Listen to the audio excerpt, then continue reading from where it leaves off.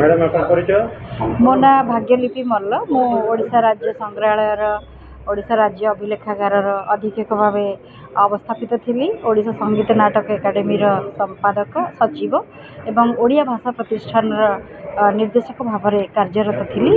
एबे संस्कृति उपर मु काम करुछि।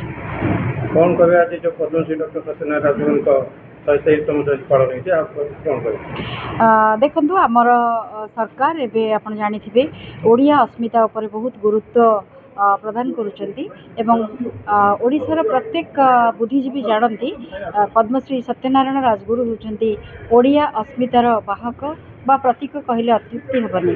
कारण भाषा होची गोटे जातिर गर्व एवं परिचय दर्पण कहले भी भूल हेबनी।